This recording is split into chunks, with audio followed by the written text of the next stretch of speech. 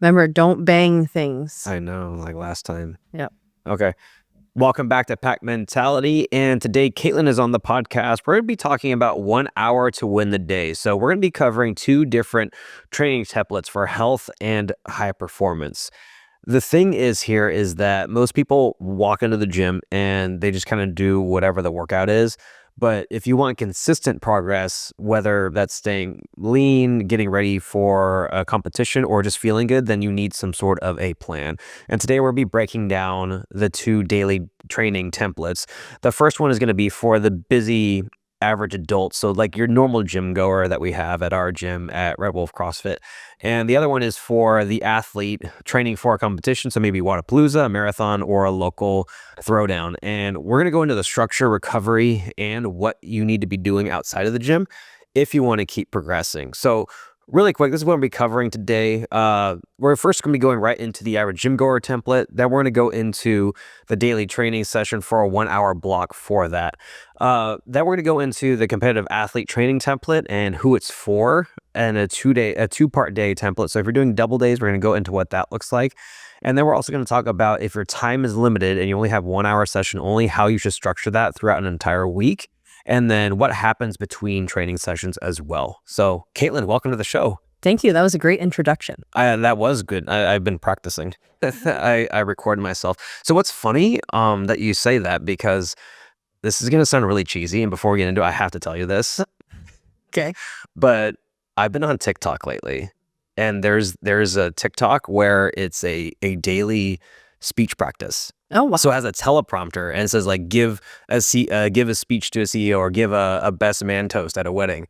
And so they have a script that scrolls and then you practice with all like the pauses and everything in there. Wow. So it helps with the speaking. So that's a really good feature. I thought it was great. I was thinking about doing something like that for Instagram for coaching or something. Yeah. Anyways, we'll talk about that later. But I just thought I'd bring that up. Wow. Yeah, it's actually really helpful. Surprisingly, I thought it was really dumb at first, and then I started doing it, and then I was like, wow, this is actually really, because I would actually say it out loud, and it's a lot harder than you think than when you're reading in your head, because the first few I read in my head, I'm like, oh, this is easy. But then when you actually start talking and trying to talk at the pace that it wants you to with the pauses and everything, you're like, oh, you don't realize how much kind of processing it takes to not also sound like you're reading something either. For sure. I mean, speech is definitely a challenging subject for myself. So I know speaking is a tough thing to do.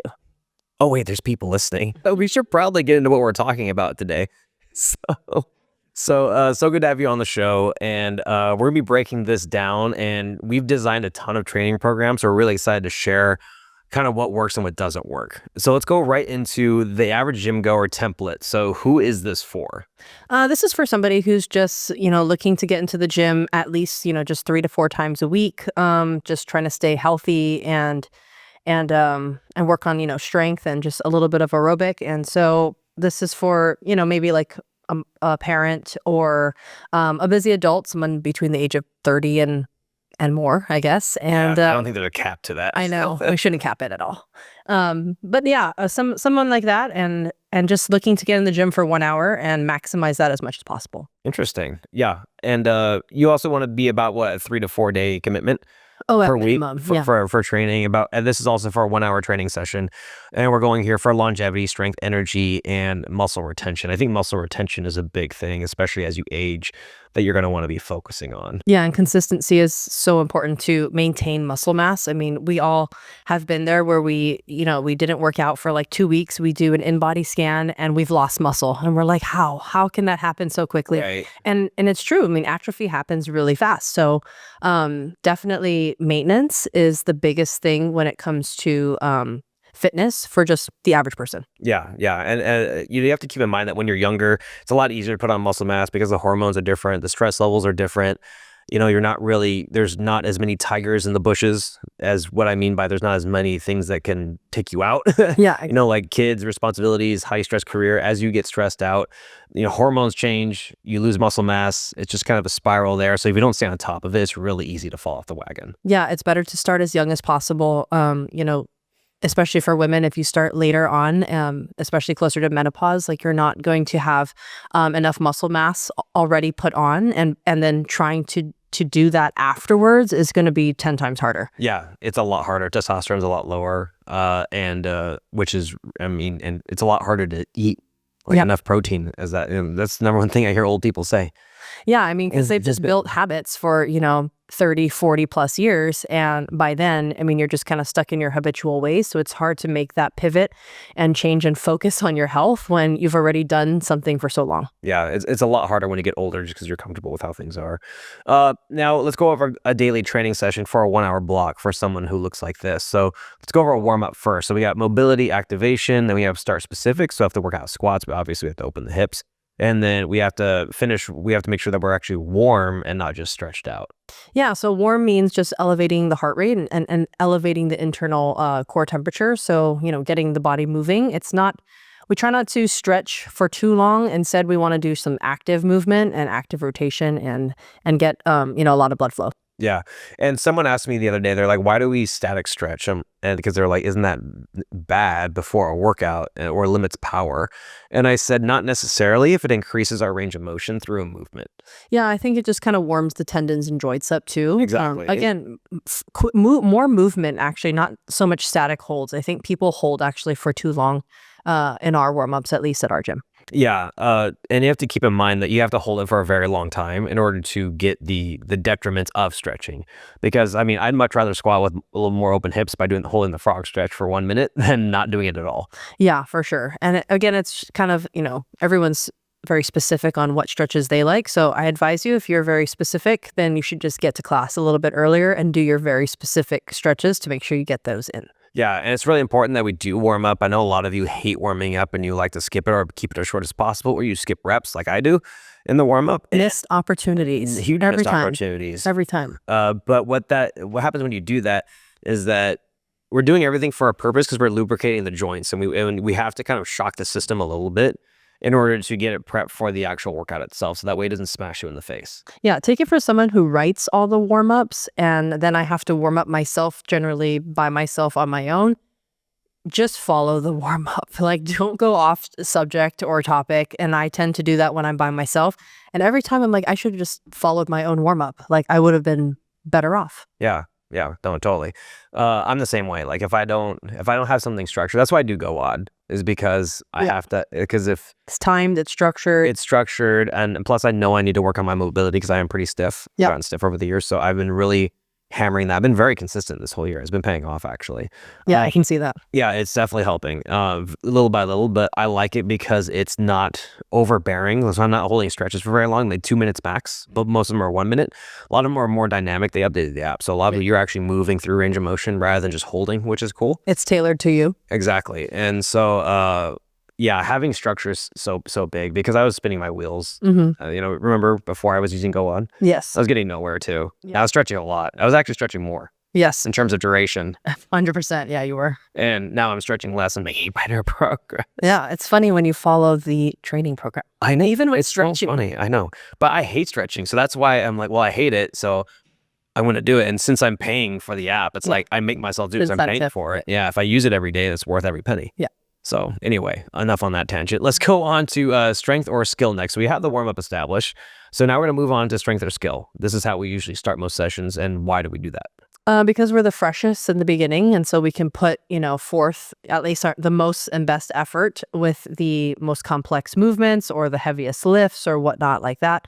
So usually we do that in the front end. I mean, it's not to say that we don't do it last. It's just more common that you do it first. Yeah, it's especially when you want to get it in before that fatigue sets in. Like if you're not actually training for something, then it makes sense to do the most complex or the heaviest stuff first to avoid injury, but also because, let's face it, it's the best way to do it in that order, because when you should be lifting under fatigue if you're competing, because that's how it is. Like you're never going to go out there fresh.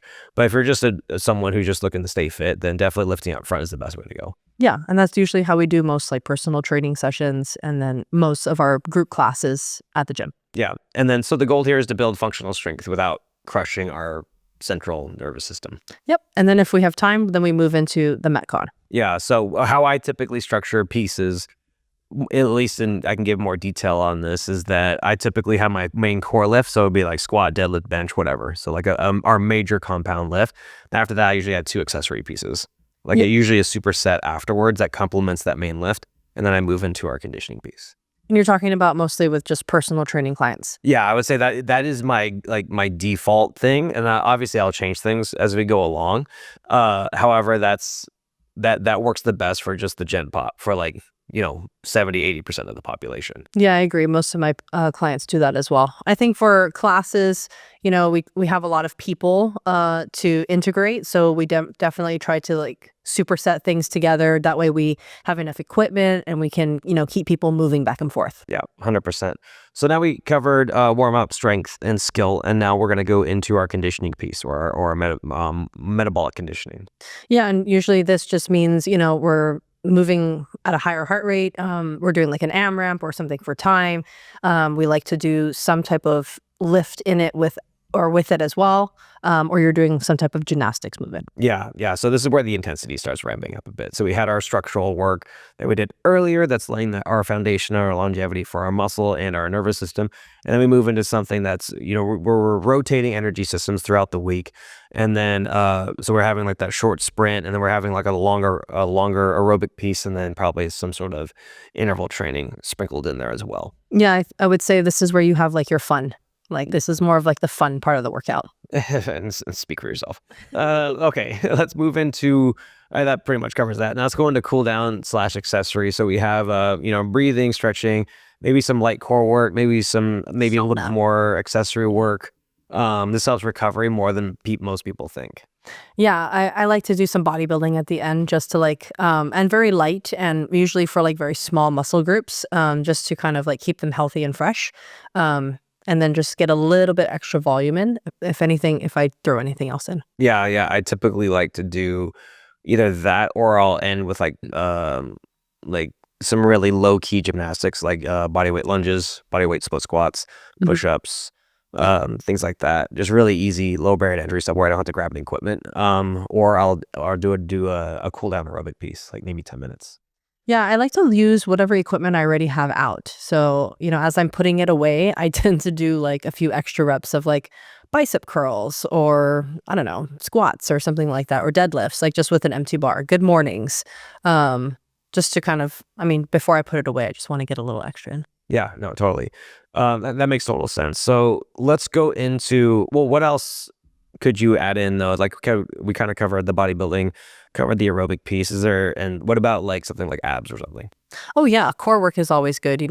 I like to do a lot of hollow holds, V-ups, stuff like that. If you have a GHD, that would be great to add in as well, and kind of like just practice something a little bit more high skill once in a while. I think a lot of people do sit-ups and there's weighted sit-ups and stuff, but really going it through a further range of motion is really beneficial. I used the black ab mat the other day. Man, that one is really high. Like compared to the red one, it's definitely significantly higher. Yeah. And so you go through a really big extension. I really like it. Yeah. Okay.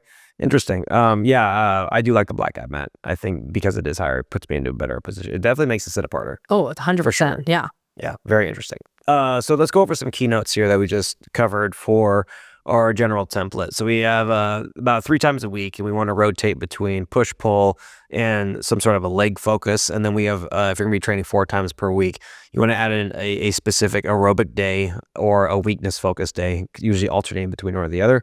And you don't want to chase intensity every day. You just obviously want to chase consistency.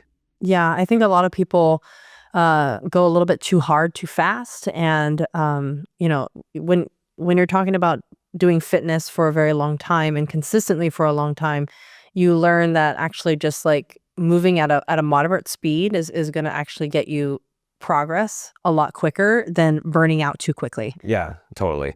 Let's move into a competitive athlete training template now. So this is for someone who's, their goals is competing like Wadapalooza, High Rocks, maybe a Spartan race, Olympic weightlifting meets, local CrossFit competition. So this is where you have to up your training to at least 5 to 6 days a week minimum.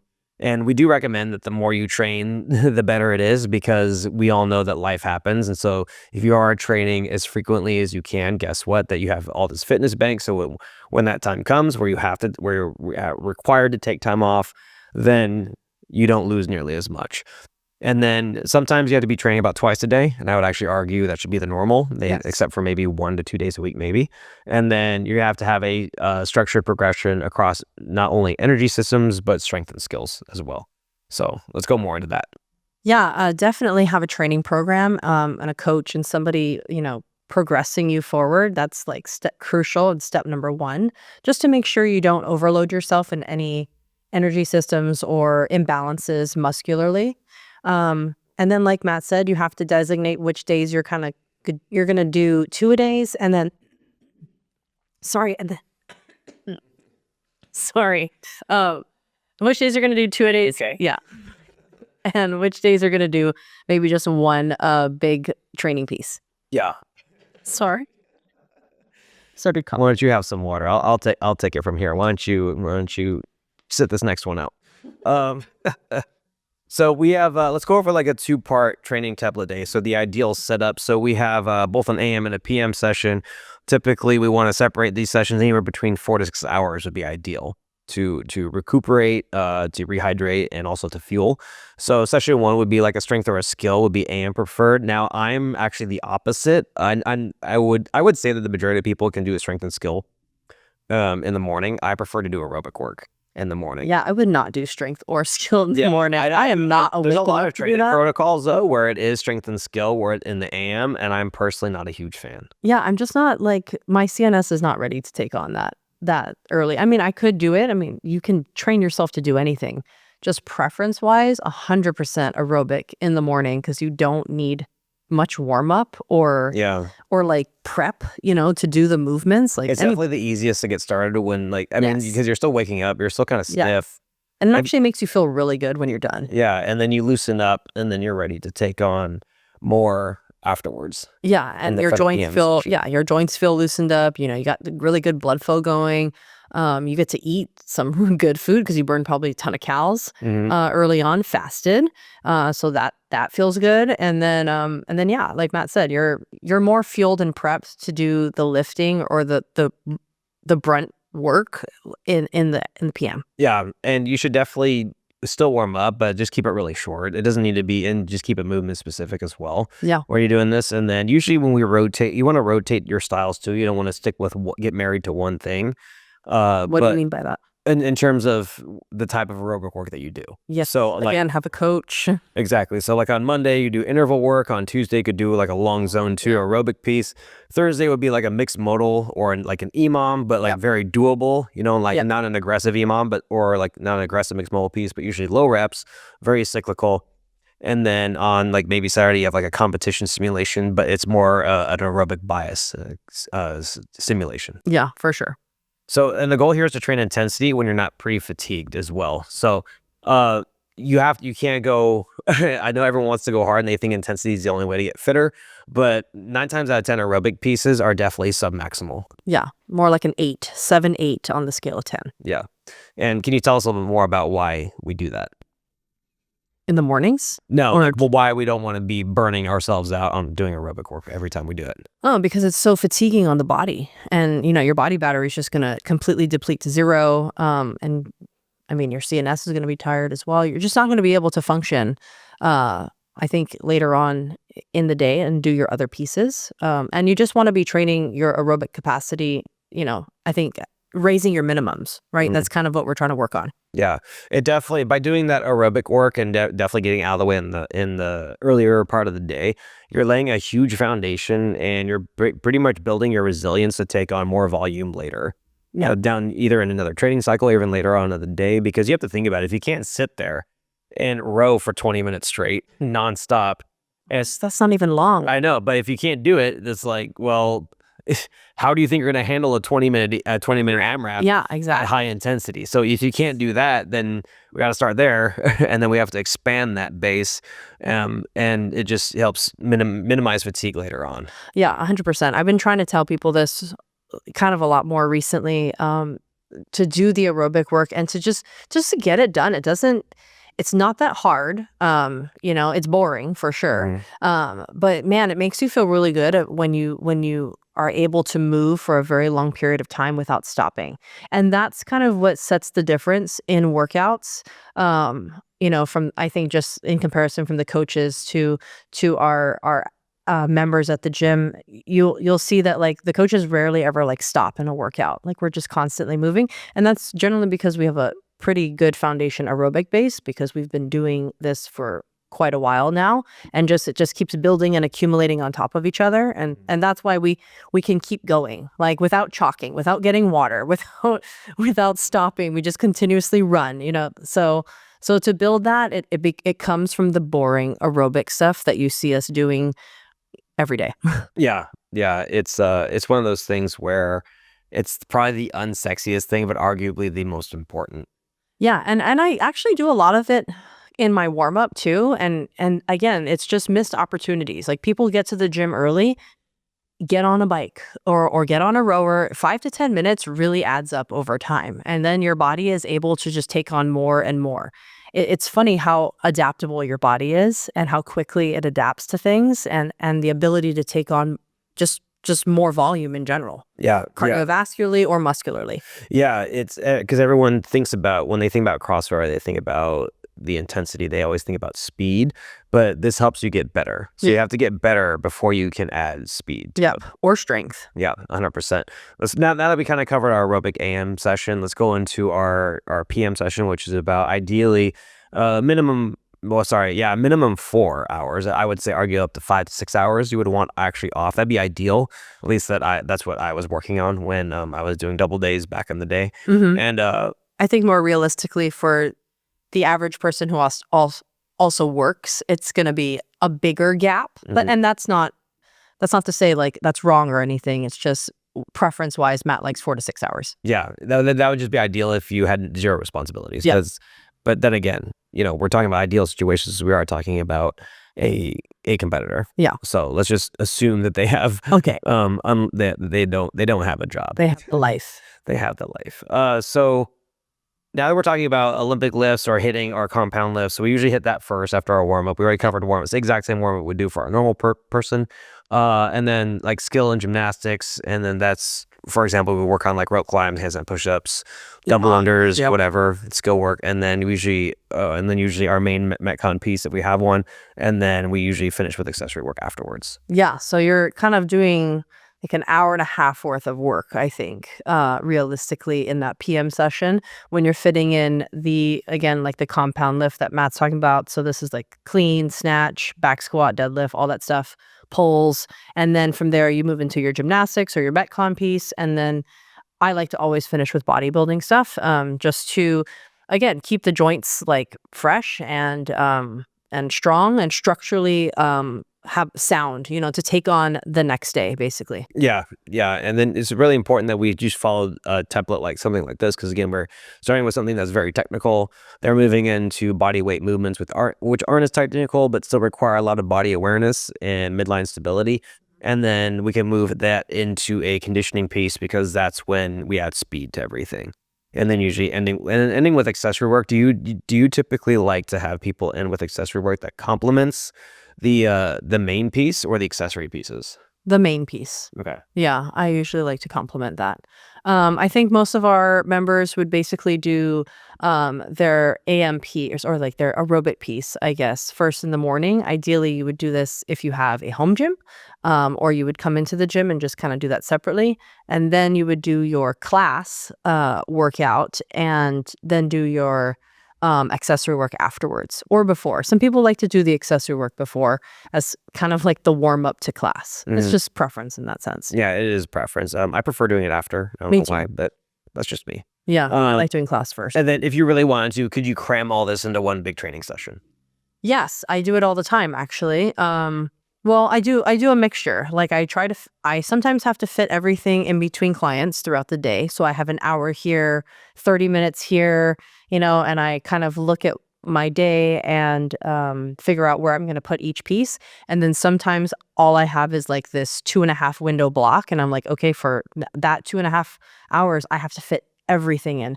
And that's honestly the worst. Like, I would really prefer to split things up because you just can't perform to your best ability on all of it, and you can't fuel enough for it as well. Yeah, Like, I agree. and It's so really hard to feel for that. yeah, and so you just kind of manage to get through it, and I never feel like I gave my 100% on everything.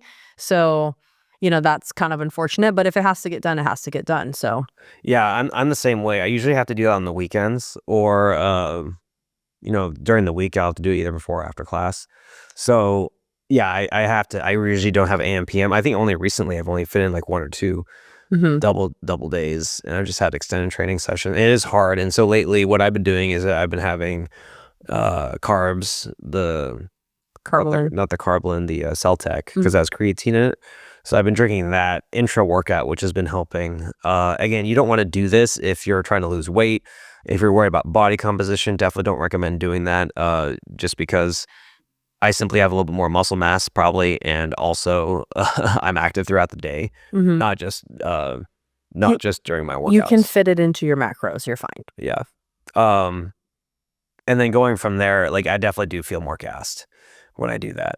When you cram it all in. When I Yeah. cram it, yeah, because you know how when you're finished with a really long workout or like a hard conditioning piece or just like a long You just workout in wanna do general. nothing. Well, yeah, you also don't want to do nothing, but also it takes a while for you to feel hungry Yeah. because you're kind of like, even though you just worked out for 2 hours or something, Days. or like an hour and a half, and then you're just kind of like waiting. And you usually have a client, like I go right into a client, Ooh, yeah. which so I'm usually like scarfing down like a protein shake or a protein bar, and then it won't hit me till later. I'm just like, and then first I'll just get hit with tiredness, and then I'll get hungry, Yeah. which is a bad formula. So that's why splitting it up is ideal. Yes, yeah, because fueling is really key for recovery so that you can do the next training session the next day. And Yes. so again, everything is compounding on top of each other. The things you do on Monday is going to help you on Tuesday, which is going to help you, on Wednesday. And it just goes back to you need to make sure you're sleeping well, you have a good diet in order to take on the double day or to take on all the training in one session, Yeah. whatever you're going to do. Yeah, thank you for saying that. And also keep in mind that it's really important to have someone watching your volume, your intensity, how frequently you're doing everything because it was what was it, Friday? It was yesterday where I took off. I actually had a day off. I had to because I was so tired. And then even that day I didn't feel properly. I remember I ate that huge burrito. Yep. And then that really not feeling properly even on my rest day because obviously I didn't eat enough, on my Yep. my other day as well. Today's training session did not go very well because I was under on calories and my macros for sure. Yep, and everything just is gonna affect each other. Yeah. And so you And it have takes a few days to get back into the swing of things to replenish your glycogen from all the training. yeah, exactly. And so that's why you just have to really be on top of it. Especially if you're training for something. Even if you're just the average gym goer and you're trying to just lose weight, I mean, you have to be on top of your stuff, right? And so you have to. This is just a part of self-care and just like being very mindful about what you're doing because you don't want to be doing this for nothing. You want to get the best result. You want to get the best bang for your buck. So this is the best way to do it. Yeah, and thank you for bringing that up because I think a lot of people end up spinning their wheels because either A, they're overthinking it and they can't make a decision on what to do, Mm-hmm. or B, they choose the super cheapest option, but then they end up wasting all their time. Yeah, just waste it. Yeah, waste So of it's time. like, I mean, I'm sorry guys, but stop wasting your time. Yeah. You might as well not even do it. Yeah, seriously. 'Cause, I mean, you're going nowhere, Yeah. so you might as well save your time and do something that's actually effective. Yeah, but if you're training for something, yeah, splitting it up is definitely the way to go. Yeah, 100%. And now it's going to go into if time is limited and they only have time for one session, you can actually block this into phases. So I know that we just covered like maybe doing an hour and a half to 2 hour training session, which again we don't recommend, but sometimes it has to be done. Instead of doing that, if you only have an hour, you can kind of spread out this stuff over the course of an entire week. So You can block training in phases. So let's say Monday could just be pure strength biased. No conditioning pieces. You're only working on strength and accessory pieces. So like an A, and then like a superset afterwards, a accessory piece to focus on that compound movement you just did, and then maybe some accessory work. That's what like a Monday could look like if you're doing a strength bias. Tuesday could be engine bias. So this is where you're doing like either intervals, you're doing an EMOM, could be like 45 minutes to an hour. Like that's what I do sometimes, is like if I'm really pressed for time, I'll just hit a 40-minute EMOM and I'm done. Because it takes me about 20 minutes to be fully warmed up, ready, set up, and then 40-minute EMOM, I'm done in an hour. And then Wednesday we could do skill/recovery. So we could work on like a handstand walk, crossovers, double unders, whatever is a limiting factor in our gymnastics or any other skill. We can kind of do some skill work bias towards that. Or you can just do a recovery piece. So like maybe like a 45-minute to a 60-minute row or bike, whatever, easy zone 2. Then Thursday you could do power/sprint work. So you could do like all your Olympic lifts, whatever high box jumps, and then sprinting as well. So really short, either intervals or just one really short, like sub 7-minute CrossFit workout. And then Saturday could be like a simulation day for like a competition, or that's when you get like a big workout in because it's the weekend. So anyway, what were your thoughts on that? What I just went over? That's a perfect training cycle. If you only have an hour to fit everything in. Yeah, you just want to make sure you're touching on everything, just like Matt said, and spreading it out. It can be done. It's definitely possible, and we've definitely done it this way before for a while. I think when we first had like every time we had a kid, we had to work out this way. You had 1 hour and you just had to maximize your time. Yep. So, we've done it that way. And now we have a little bit more leeway because our kids go to school. So we have open time during the day and we can split up our training. And so now we get to do it, double day style. And then before, we just took class when we were just, average people, not parents or anything. Exactly. So, training, getting everything done in the week can be done. You just have to, I think, talk with a coach and prioritize your time and make sure your training is balanced. Yep, 100%. Now let's go over what happens between training sessions. Because this is, obviously, if we don't recover from our training, we kind of touched on that a little bit. From my example, then we're not going to make any progress whatsoever. So let's cover nutrition, mobility, sleep, mindset, supplements, and active recovery. So let's start with nutrition. Well, I think, all of that encompasses nutrition, right? Or just recovery in general needs to be done. And everybody forgets about this. I feel like once they leave the gym, they just go back to their old ways. But in order to make fitness and health a lifestyle, you have to start changing little things when you go home. Just making sure you go to bed a little bit earlier. You get off your electronics earlier. You meal prep, or you plan the week when you do grocery shopping. All these little changes that you do are going to just kind of set you up for success. And again, maximize your time in the gym, because like Matt said earlier, you don't want to be wasting your time. And if you're not going to make these habitual changes outside of the gym is a waste of time. Yeah. Like you're spending 23 hours of your day doing something completely opposite of what the gym promotes for that 1 hour. Yeah, 100%. Yeah, and some tactical things you can do today is that if you do have carbs, eat it right around training time, because then you'll use it for fuel for your workout, because we do see a lot of people who don't eat and they don't have a good workout at all. So. Oh man, talking about just training or eating around training time, everybody, please, please, please don't eat like 2 hours before a workout. If you are a beginner with fitness, or if you if you're planning on going really hard in a workout, don't eat anywhere near it. It's just a bad idea. Not many people can eat near working out. I can personally. I know Matt cannot. And a lot of my new clients eat way too close to working out, and they just don't feel well the entire time. And I'm just like, well, that's kind of your fault. You just don't eat near the time. Eat afterwards. Fuel within an hour after the workout. But don't eat near the workout at all. Yeah. I never recommend this. Yeah, and it always workout. happens. Eat after the workout. I typically like to eat about 3 hours before the workout. 3 hours? That's a long time. Really? No, 3 hours is like perfect if I'm doing a hard metcon. If I'm lifting and I know I'm going to be lifting for a while, I can go up to 1 to 2 hours before a workout. Oh, okay. For sure. Like I'm talking like our actual full meal. Yeah.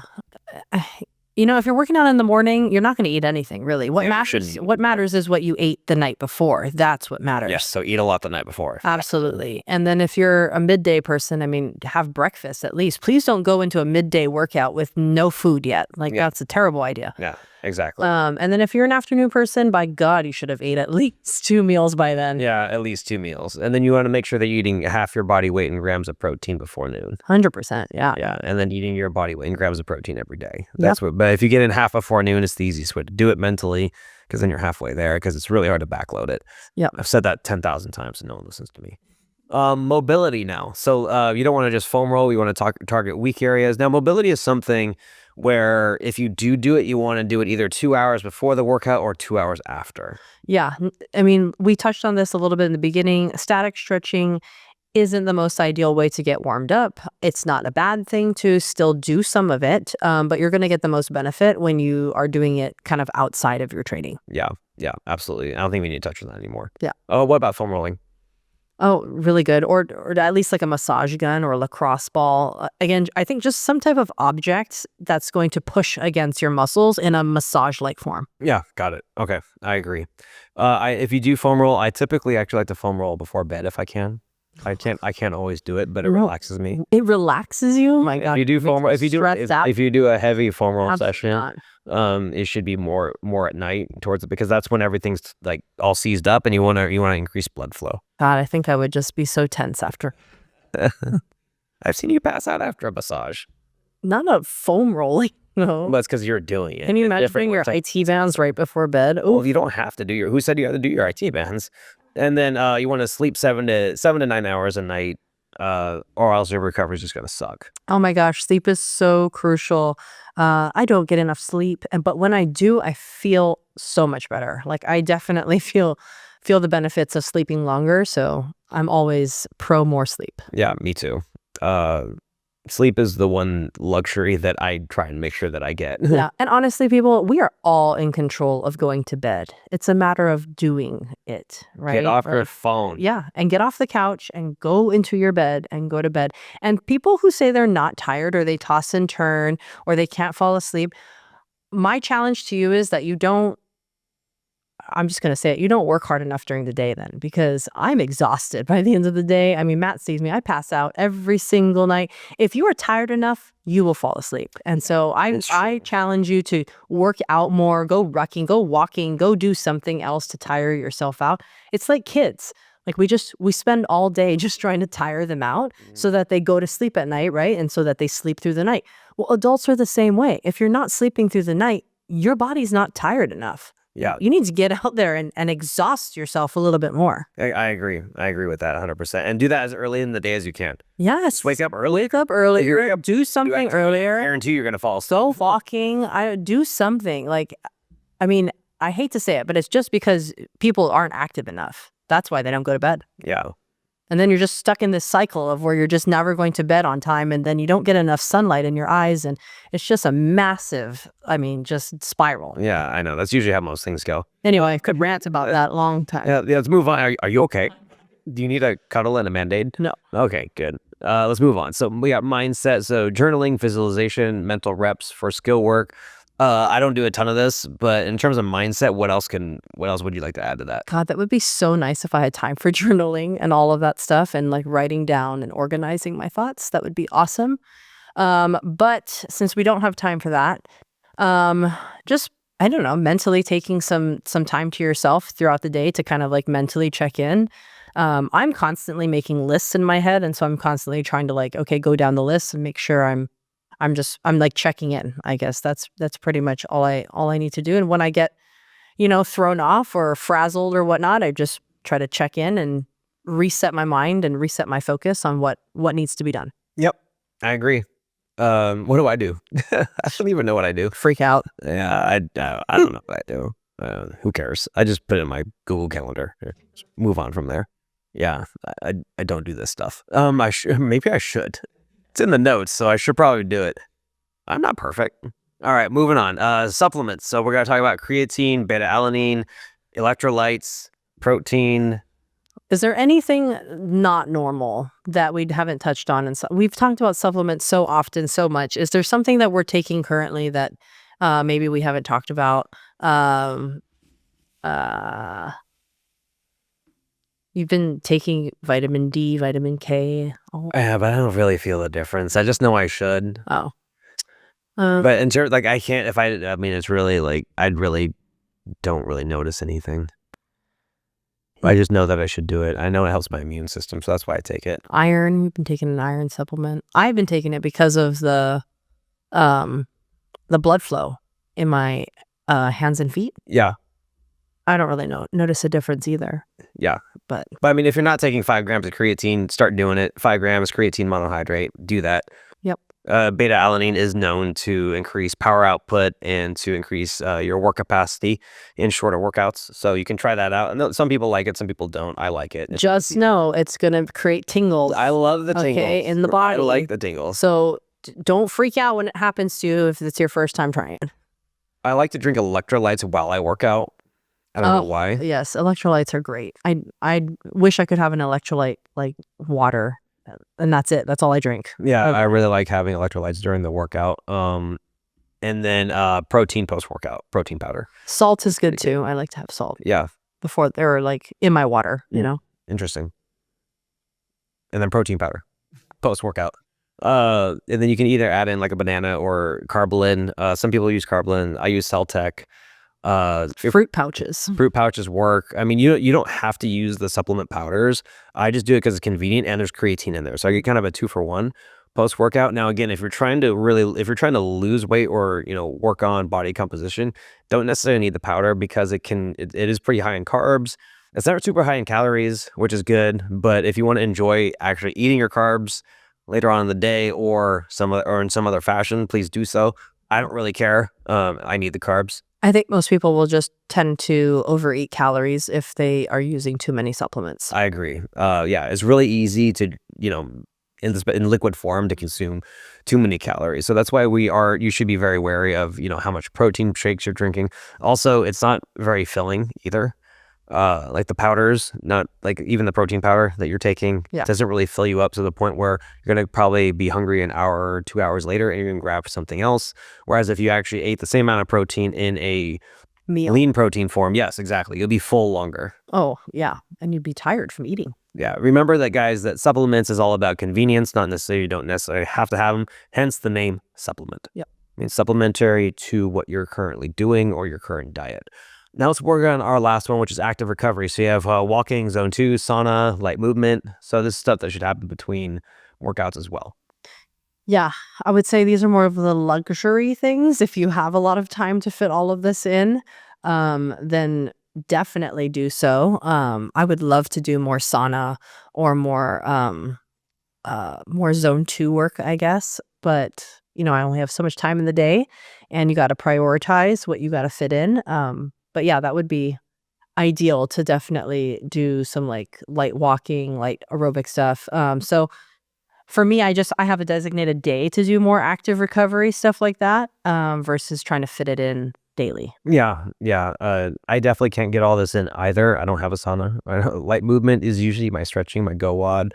And then walking our zone 2 is usually just what I'm doing throughout the day when I'm coaching. Yeah. So I guess we do touch on it. I guess we do touch on it a little bit. Like I'll do as much zone 2 as I can, but more sauna though. But that's more sauna. But the zone 2 work that I do is usually just kind of sprinkled in whenever I have a block of time where I can just do it. And it's nice too because I can just sit down and do it. I don't need to warm up for it. Yeah, I can just sit and row if I need to. Very underrated.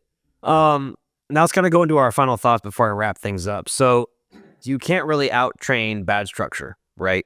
You have to stay on top of it. You have to have, that's why structure is so important when it comes to fitness, because you can tell and collect data if you're actually progressing. And if you're progressing, that's what keeps you motivated to keep going. Yeah. And also having structure allows you to actually see what the long-term game plan is rather than just kind of spinning your wheels and just working out. It's always better to actually train. Yes, always having a goal. It's so much easier to work out when you have a goal or something to train for. Like, oh my gosh, I cannot preach that enough. When somebody tells me like what their goal is, if a personal training client tells me, oh, I have this goal, all of a sudden training gets 10 times easier, not only for me, but for them because they have fun and, because they're working towards something. Yeah, you have to be working Oh towards my something. gosh, it's so important. So if you don't have a goal, start thinking about one, man, because it's going to, It's a lot harder. yeah, it's going to light a fire under you too, to actually okay, push to try to hit something on a timeline, Yeah. right? You got to give yourself a time restraint too. Yeah. That's why I think a lot of people are really hyped up and they're working so hard right now because they're training for Wadapalooza. Yeah. Because 6 months is not a long time to train. Don't say that. I've been telling them it's a long time. Okay, it's a long time to train. And it's so It is a long time, Well, everybody. We're going to be fine. we have a lot to cover in 6 months. We do have a lot to cover, but it can be done as long as you are on top of your training, you trust the process, and you do all your reps. Yeah. Please do all your reps. I could end there. Emphasize Boom, on that. Yeah, nailed it. So if you like this and you want to hear more content like this about how we coach you guys on kind of what goes on in the back end stuff, do me a favor and leave me a 5-star review so that way we know to make more content just like this. Don't forget to follow us on social media at Red Wolf CrossFit and DM your content suggestions there. We'd love to hear from you. Till next time, good luck, have fun. Nailed it.